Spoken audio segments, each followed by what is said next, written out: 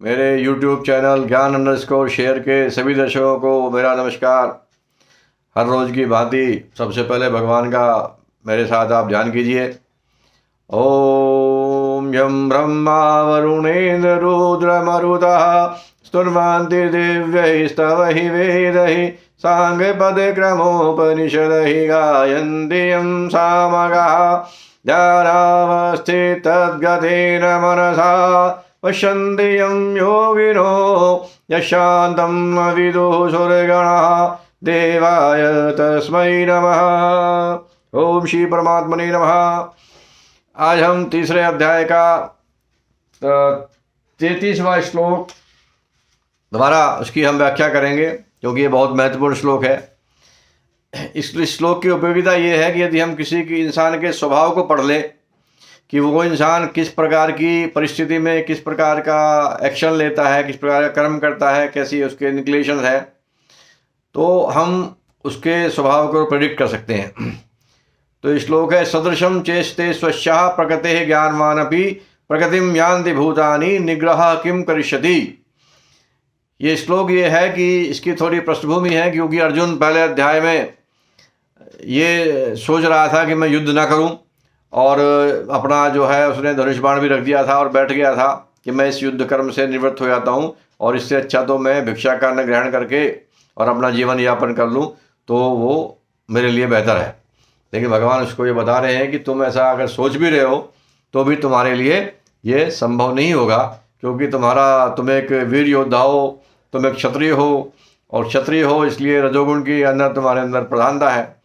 तो क्योंकि ये जो वर्ण व्यवस्था की गई थी ये गुणों के अनुसार है, सत्व रज और गुण, सत्व रज और तमोगुण की जो परसेंटेज उनका कंपोजिशन है उसके आधार पर ये वर्ण व्यवस्था थी, और उसी के आधार पर, क्योंकि जिस प्रकार के गुण होते हैं उसी वो गुण जो है उसको उसी प्रकार के कर्म में प्रवृत्त करते हैं।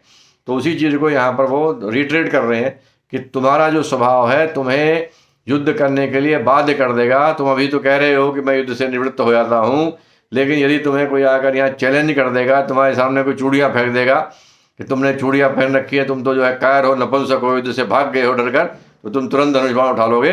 तुम्हारा स्वभाव तुम्हें ऐसा करने के लिए बाध्य कर देगा और तुम युद्ध से निवृत्त नहीं हो पाओगे, क्योंकि हर इंसान ऐसा ही करता है, अपने स्वभाव के वशीभूत ही कार्य करता है। जैसा उसका स्वभाव होता है वैसा ही वह कार्य करता है। तो अब इसका अर्थ यह है कि सदृशम चेष्टे स्वस्याः प्रकृतेः ज्ञानवानपि, कि जो ज्ञानी लोग होते हैं वो भी अपने स्वभाव के अनुसार ही कार्य करते हैं। सदृशम चेष्टे स्वस्याः प्रकृतेः ज्ञानवानपि प्रकृतिम यान्ति भूतानि, अंततो गत्वा भूत अर्थात प्राणी अपनी प्रकृति पर ही जाते हैं, अपनी प्रकृति के अनुसार ही व्यवहार करते हैं। बिच्छू का स्वभाव है डंक मारना, तो वो डंक मारेगा ही। सांप का स्वभाव है काटना, तो काटेगा ही। निग्रह किम करिष्यति, तो यही तुम हठपूर्वक अपने आप को कंट्रोल करने की कोशिश भी करोगे कि मैं युद्ध नहीं करूंगा, तो भी तुम ऐसा कर नहीं पाओगे, तुम अपने इस निश्चय पर टिक नहीं पाओगे। तो इस बात को यहाँ भगवान ने बताया। अब इससे कई लोगों को ये शंका हो जाती है कि जब हम सब कुछ हम अपने स्वभाव के ही वशीभूत हैं, तो इसका मतलब हमारे पास तो कुछ फ्रीडम है नहीं कि हम क्या कर्म करेंगे क्या नहीं करेंगे। तो ऐसा नहीं है। हम अपने स्वभाव को, इस समय जो हमारा स्वभाव है हम उसी के अनुसार कार्य करने के लिए बाध्य हैं, पर हम अपने विवेक का इस्तेमाल करते हुए और अपने सद्गुणों को बढ़ाकर हम ईश्वर में भक्ति करके और अपने शास्त्रों में भक्ति करके ईश्वर की सर्वशक्तिमान है ऐसा उनको समझकर अपने सद्गुणों को बढ़ाकर विवेक का इस्तेमाल करते हुए हम अपने जो कार्य है उनको बदल सकते हैं, और उसको बदलने के बाद में धीरे धीरे हमारा स्वभाव भी परिवर्तित होता है। तो जब हम राग और द्वेष से युक्त होकर काम करते हैं, उसके इन्फ्लुएंस में काम करते हैं, तो हम हमेशा स्वभाव के वशीभूत ही काम करते हैं। पर उस राग और द्वेष से हम बचकर विवेक का इस्तेमाल करते हुए और अपने शास्त्रों में और ईश्वर में भक्ति रखते हुए हम उनके अनुसार अपने सद्गुणों को विकसित कर सकते हैं। और जैसे जैसे हमारे सद्गुण विकसित होते जाते हैं वैसे वैसे हमारा स्वभाव भी बदलता जाता है। हम सब ने इसका अपने जीवन में भी अनुभव किया होगा, आप सब ने भी अनुभव किया होगा कि आपने अपना स्वभाव में कई सारी चीज़ों को परिवर्तित किया है। तो मनुष्य में विवेक शक्ति है, और इस विवेक शक्ति को आप जितना भी जागृत करना चाहें कर सकते हैं। आपको ये स्वतंत्रता दी है, ये सहूलियत दी है भगवान ने। तो हमें इस विवेक शक्ति का इस्तेमाल करके अपने स्वभाव को परिवर्तित करना चाहिए। और लगातार जैसे जैसे हमारा स्वभाव चेंज होता रहता है वैसे ही उस स्वभाव के अनुसार फिर हमारे कर्म परिवर्तित होते रहते हैं। तो हम अपना कर्म को, अगला जो कर्म हम हैं उसको चूज करने के लिए हम स्वतंत्र हैं। उसके लिए कोई ये भी कहता है कि वो तो जो प्रारब्ध है हमारा, उस प्रारब्ध को हमें भोगना है, इसलिए हमें वो पर्टिकुलर कर्म हम करने के लिए बाध्य हो जाते हैं। नहीं, ये सत्य नहीं है। स्वभाव जो प्रारब्ध है, प्रारब्ध आपके अगले कर्म को डिसाइड नहीं करता, उसमें ऐसी शक्ति नहीं है।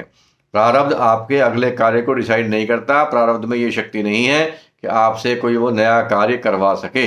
हाँ, प्रारब्ध के अनुसार जो उसका भोग है, जो फल है, वो हमें भोगना पड़ेगा, परंतु नए कार्य करवाने की शक्ति हमारे प्रारब्ध में नहीं होती है। और दूसरी बात, कोई से ये भगवान ही करवाते हैं, तो भगवान किसी से भी दुष्कृत्य नहीं करवाते। अगर ऐसा ही होता तो फिर उसके दुष्कृत्य का परिणाम, पाप का फल इंसान को भोगने के लिए भगवान क्यों कहते और वैसी व्यवस्था क्यों बनाते। और वैसे भी ये इस बात को आगे भी भगवान ने क्लियर किया है, न कृत्यत्वम न कर्माणि लोकस्य सृष्टि प्रभु। ना किसी को क्या करना है, ना किसको क्या काम करना है, किस कर्म का कर्ता कौन होगा, ये सब संसार के जीवों का भगवान ये निर्णय नहीं करते। तो ये आज के वीडियो में मित्रों इतना ही। भज गोविंदम, जय श्री राम।